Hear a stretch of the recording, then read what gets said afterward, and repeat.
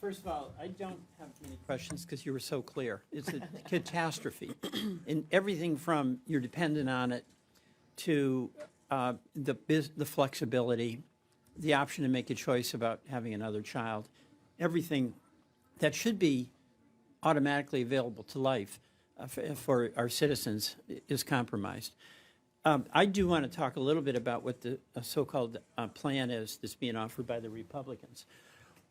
Because I was saying earlier, we want to get to yes on this. And Senator Shaheen, you and others were very engaged in trying to talk to Republicans to see if we get some way to do that. But their current plan is this $1,500 HSA. And I just want to go through what that means to a Vermont farmer who called me, and I speak about him a lot.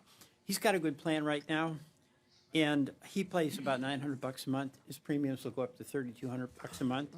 Under the Republican plan, he'd have to lower the coverage to a bronze plan.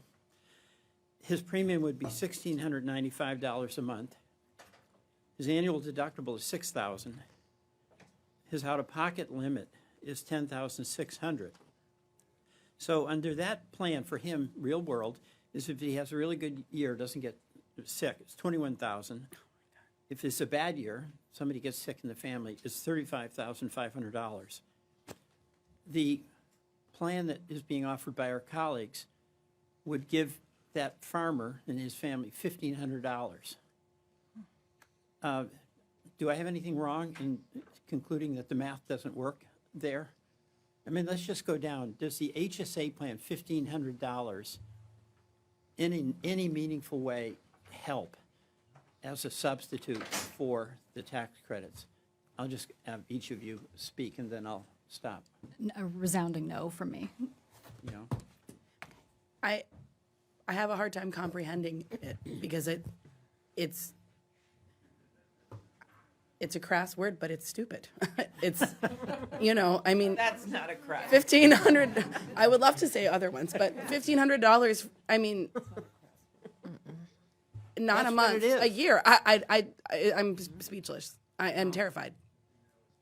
Yeah, it's wholly inadequate, and I would just say that level of exposure to cost sharing and the variability of healthcare costs, most people cannot afford that, and it really amounts to a surcharge on people with pre-existing conditions, because to the extent that they need to access more healthcare to maintain their health, or God forbid somebody has an unanticipated accident or illness, nobody plans to get sick, but that is exposing them to really dangerous levels of debt and foregone care.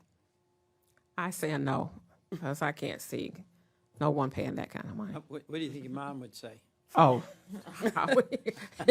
she really would say something bad.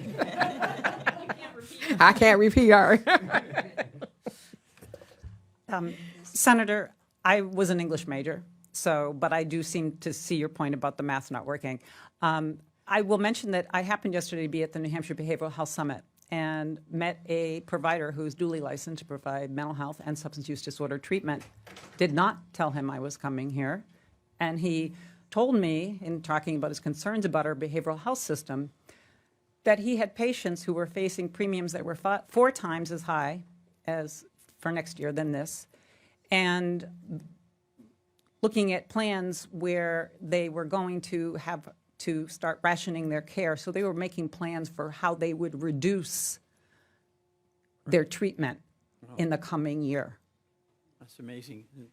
Well, thank you. And the argument that my colleagues who are advancing this plan make is that this $1,500 goes into your pocket instead of the insurance company pocket. But it looks like an awful lot more money comes out of your other pocket. But thank you all very much. Can I make a quick point on that? So as a birth doula and lactation consultant, it's just me. A small business is a silly term. I'm a micro business. I do all my own billing. I am not legally allowed to bill cash pay rates less than what I bill the insurance company. And I have to bill the insurance company 30% more than what their maximum payout is in order to get that maximum payout.